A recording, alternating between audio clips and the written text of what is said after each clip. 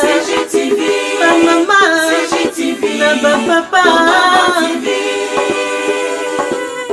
Michel Mayabou, CGTV, Africa,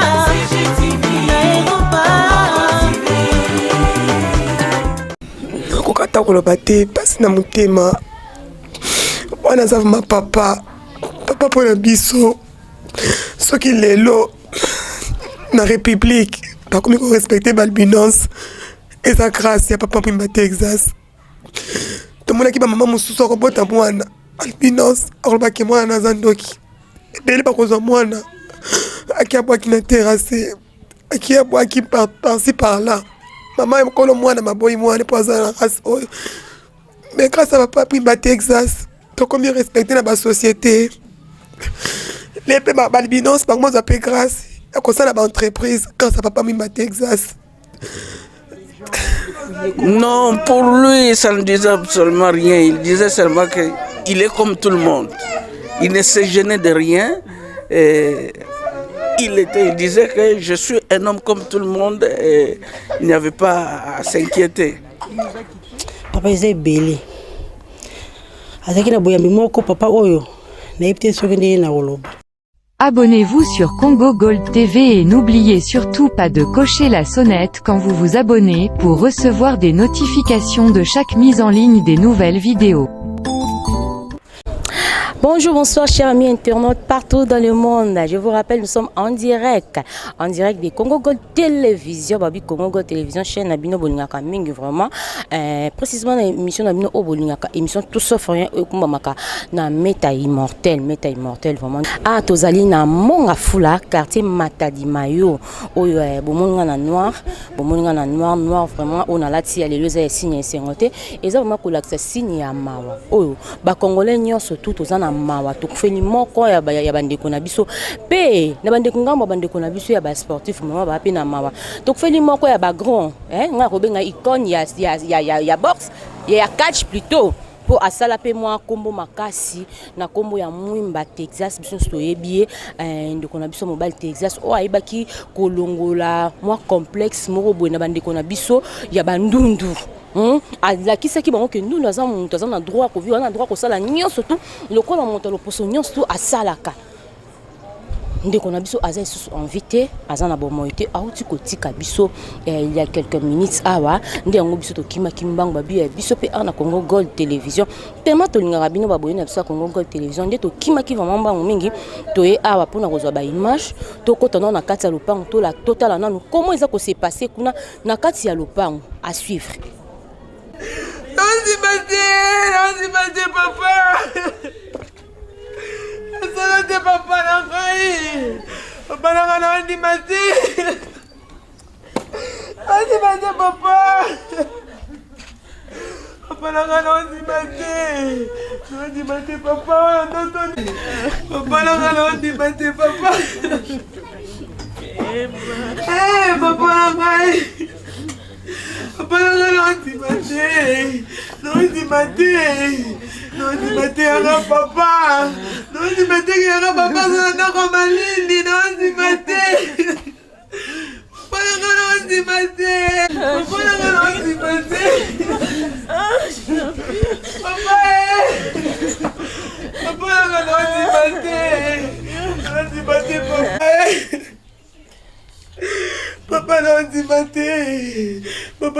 di maté non di maté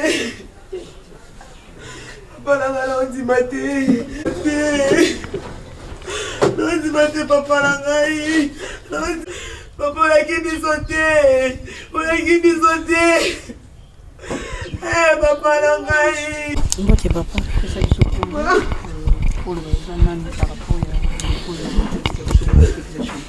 nga kombola ngai mama Brigitte nanga na mwasi ya kache nanga Steve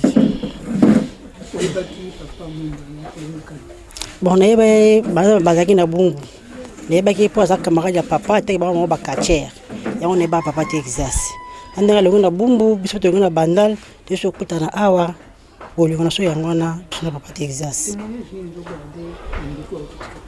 papa est belé.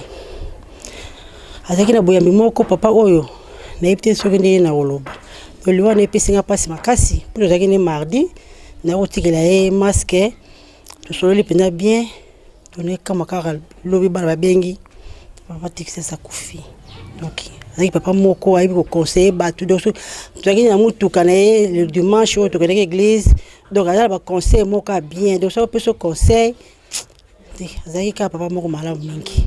Message na l'autorité, surtout que est-ce que vous avez une association ou une association de voilà, penza toza nango te. Mabe ezalaka sikoyo soki neti kachere ete abeli ete avai na ndako bakipaka ye te mpongo na donc neti napesaka esapesi ya mobali nanga abela aza na ndako basalaka na ye me namona kota baautorité moko teke boya batuna yango basala boye te mabe kaka yango wana me basala effort wana balinga kaka te bakundaka so moto akufi nde bayeba bisi bambongo bakundi mpo mobali nanga mpe aza champion du Congo nanga Steve to bomoniki abundaka su te bokope kolandela boyeba pourkui abundaka su te abela akoma bi ebendenge ni non mais eloko naseka kwa papa na biso akufi boye bakundi na honneur nyonso mpo asali mingi na mboka na biso asa champion asali mingi na mboka oyo donc bakundi mpenza na honneur nyonso mpenza bakunda ye mpenza bien yango kaka nasengi na baautorité na biso. Merci beaucoup. Par rapport na liwa ya champion Texas sali biso vraiment pasi ndenge bapapa bamama na bandeko balobi parce que c'est grave baoba qui vient de tomber donc eza mboka mobimba eningani donc il faut que ekosala biso penza pasi soki gouvernement bafandi lokola rien ne s'est passé il faut vraiment tout mona que non mboka donc eloko mutu moko munene c'est un champion donc c'est une idole nda auto kweya. Donc vraiment Texas par rapport na quartier ndenge peto ebelier c'est quelqu'un de très bien. Aza présent mutu bien mais très bien. Donc on a que tous les mutu présence na zo sala kaka bien. Donc ndenge ke boati kibiso na mawa makasi donc tozana regret moko makasi. Aza champion oui à catch mais aza pe donc tobando mone c'est azaki un exemple donc na quartier azaki vraiment un exemple. Tout le monde on était vraiment fiers de lui. Donc, et puis Texas pour Nangana Monakas, il n'est pas seulement un champion du Congo, mais il a fierté Afrique Mobimba. Donc Afrique Mobimba, en tout cas on parle de Texas, a vraiment Monica a la fierté en Boka. Donc il y a un lobby qui pour l'autorité en Boka, il faut vraiment bozo makamba en considération. Ce n'est pas n'importe qui vient de nous quitter, mais Azamutumoko il faut vraiment bola kisa quand même que non. On est rezala mukola matanga nae, en tout cas bosala ngo na ndenge moko parce que tiki famille et puis atiki responsabilité minene donc biloko wana nyoso ba il faut batalango batiango vraiment considération yango vraiment to sengi pona bino ba konzi ya mboka o so to tieto tanga bino boleki ebele mais yango wana kacher champion na biso Texas auto kende atiki biso donc vraiment assistance na bino il faut vraiment bozwango à considération. Merci beaucoup Ndeko. Merci les journalistes. Papa la on dit papa.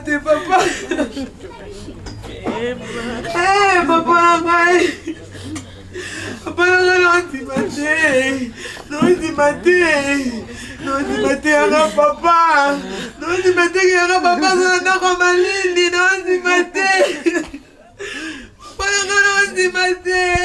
Bonjour. Comment vous appelez et vous êtes qui par rapport à celui qui nous a quittés?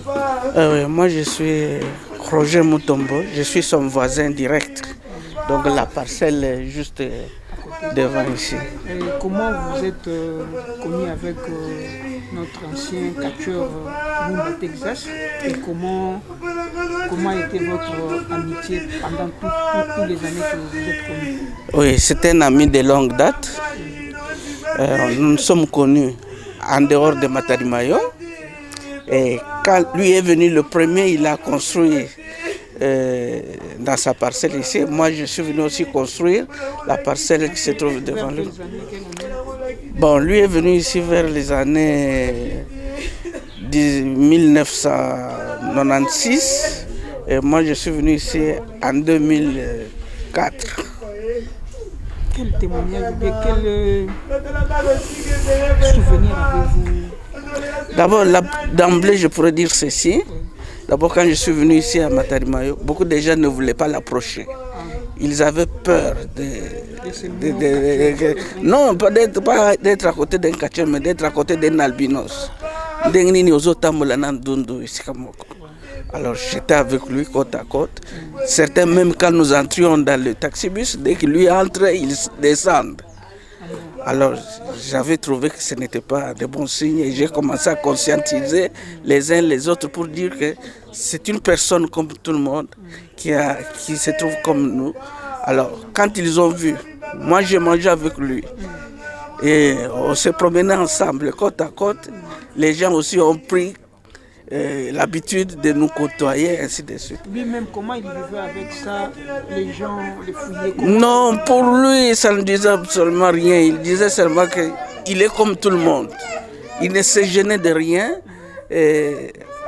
Il disait que je suis un homme comme tout le monde et il n'y avait pas à s'inquiéter. Il nous a quittés. Comment vous avez appris cette nouvelle? Je suis parmi les dernières personnes avec qui il a parlé. C'est-à-dire, j'étais avec lui dans sa propre chambre à coucher. J'ai parlé avec lui et il m'a dit beaucoup de choses. Et c'est avec tristesse que je vous dis que c'était pratiquement un serment qu'il faisait devant nous. Puisque nous avons l'habitude de nous échanger beaucoup de choses. Nous sommes des voisins, chaque soir nous nous retrouvons, nous partageons beaucoup de choses, parfois nos vies familiales. Et ce qui a fait que quand la maladie a commencé à trop le déranger, on a fait appel à moi et j'étais avec lui sur son lit et il m'a raconté beaucoup d'histoires. Mais je pourrais dire seulement que c'est un baobab qui nous quitte. C'est vraiment un homme social. Qu'est-ce qu'il a laissé comme message avant qu'il soit... Il m'a dit seulement que, Président, je sens que je suis en train de m'affaiblir. Mais, regardez les enfants qui restent.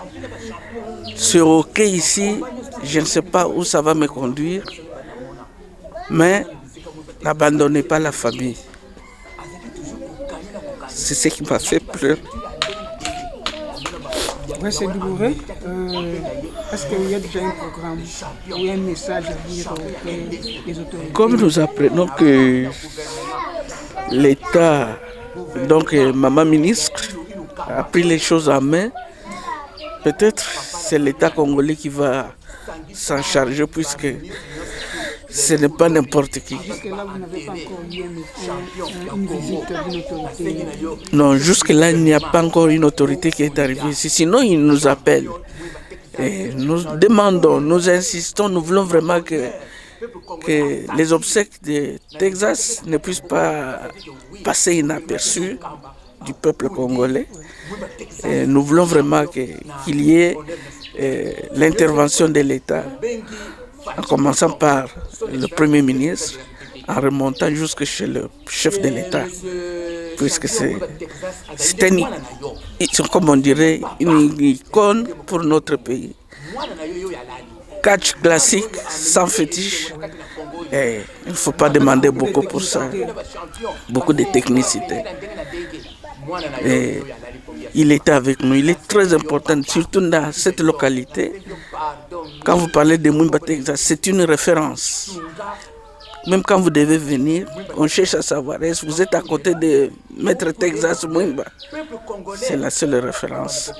Et dans plusieurs de nos organisations ici, avec son franc-parler, c'est lui qui joue toujours le rôle des relations publiques quand il doit aller partout. Donc, c'est quelqu'un de très important que nous avons perdu. Je vous en prie. Papa belaki constipation muta ebomi esali 3 jours asalaki nyonso basengelaki basala elaka basala opération mais ezalaki déjà trop tard totika biso constipation ebana kosala ye régulièrement en tout cas ebana kosala mwa batemps heure moko soki esali kaka kozwa soin esili heure moko ezongi bana osala ndenge wana esali mwa batemps ezongi kaka bomo banda ebana na kanti esali yo 2 fois 3e fois nde yango oyo eye komema ye. Message nous pour lancer le gouvernement congolais. En tout cas eloko nazali kosenga na gouvernement na biso nasengi na papa ministre na ye moko président na biso Félix Antoine Tshisekedi atala mosala papa oyo asali tala ndenge nini ye asali mpona ba albinos yango wana nazosenga basoutenir ngai bakunda papa oyo na mosala na ye oyo asali azwila ngo mbando susi na ngai eza kaka wana. En tout cas nasengi mpe na mama ministre atika ngai te atala charge papa atikeli ngai yango nazali kosenga soutien na ye. Pour préciser papa Mwimba akufi na hôpital nini? Akufaki na hôpital centre nani polyclinique moko eza na Mbenseke wana akufelaki kuna. Ezalaki lobby vers 14h30. Mbote maman. Mbote papa. Kombo nani oza voisin to pe oza famille ya ndeko Mwimba Texas? Naza ndeko te nazali voisin na tokangami na bango parcelle. Tango oyokaki sango oyo ekutaki yo wapi po esalaki yo boni? Sango oyo ekutelaki nga nazalaki na lopango ntango bamemaki bakende na hôpital mwana na ye ya mibale nde abengaki mobali na nga ainforme ke non papa Mwimba akufi. Ntango ayebisi nga wana nga mpe en tout cas esalaki nga pasi makasi ti siko pasi eza makasi nazomona ndeni aloba te aza papa moko asololaka bien papa moko ayebi ovanda na bato aza social. Dernière fois bokutanaki ezalaki wapi mpe na occasion nini? Bon ye azalaka na ntongo soki alamuki asalaka va toza de parcelle ekangami akokota nano epa na ngai atuni ngai wapi mobali nao ngai bialali abitile oyo alali na fufa masango azoyoka te ozolambeli fufa masango ebele yango ezolalisa epongi bongo. Azalaki un peu comique asekisa bato mingi. Asekisaka mingi soki alongo akoti so na lopango totalani nango ya mama biso mado akeso kuna tali bango donc akolekisa 2 jours 3e jour ifaleka atuna 2 jours ifaleka atuna matiki biso esali biso pasi makasi liwa moko ya briske donc nazomona Zambi wana batela ekaka. Nakokata koloba te pasi na motema wana aza ma papa mpona biso soki lelo na république bakomi korespecte balbinos eza grâce ya papa Mwimba Texas. Tomonaki bamama mosusu akobota mwana albinos akolobaki mwana naza ndoki ebele bakozwa mwana aki abwaki na terrasse aki abwaki par-ci par-là mama ekolo mwana maboyi mwana po aza na race oyo mais grâce à papa Mwimba Texas tokomi respecté na basociété lepe balbinos bango moza mpe grâce akosala baentreprise grâce à papa Mwimba Texas. mingi olobesa te parce que naokoka te namona olokola ndoto elo na osenga na bakonzi batika biso te pardon basunga biso na mini tozala baoyo ebemba papa eza na ndako malili batelema bazwa ebemba papa bakundela biso yango mpo biso bana tokoka na biso te so tosanganaka mingi eza mpona papa na biso na miniti oyo toyebi te eske amour tozalaki na yango papa aza te eske tokosangana lisusu nani akotelema pa remplace place ne tomoni te molimo ne pema na kimia molimo ne vamia pema na kimia. Merci beaucoup. Epesi pasi epesi mawa na bandeko nyonso bauti kolanda vraiment ba image oyo bomoni lolenge nini bandeko famille bazolela ezaka famille biologique na été même famille ba oyo akomisaka famille na ye bano ya ndeko bokola azaki na famille na ye azaki na bana oyo azaki ko héberger azaki na bandundu mususu oyo bandeko zo bango en charge bomoni nde bazolela papa la bango akei donc mutu akoconsolé bango aza te baotala mutu oyo alongolaki bango soni mutu akomisaki bango bakoma mpe utile na société mutu wana aza eso envie te mutu wana atiki bango akufi kaka boye donc commentaire akosala eza te babi restez toujours branché na Congo Gold Télévision. Merci mingi na Michel Mbayabo, merci na yo, merci pe na Célé Mbayabo, merci na bino nyon surtout vraiment pour na ba encouragement la bino. Maman chérie, maman Emike na kata Canada, maman chérie vraiment na peso ba merci mingi, pe ba merci mingi ba onyon so ba soutenaka meta immortel. Restez toujours branchés sur Congo Gold Télévision. Pour être informé de chaque mise en ligne de nouvelles vidéos, abonnez-vous sur Congo Gold TV.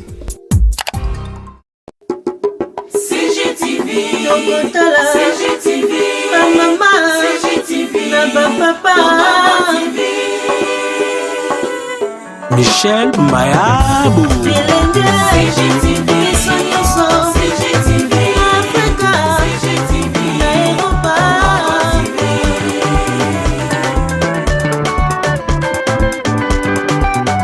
Émission ya kitoko culturelle, politique, religieuse.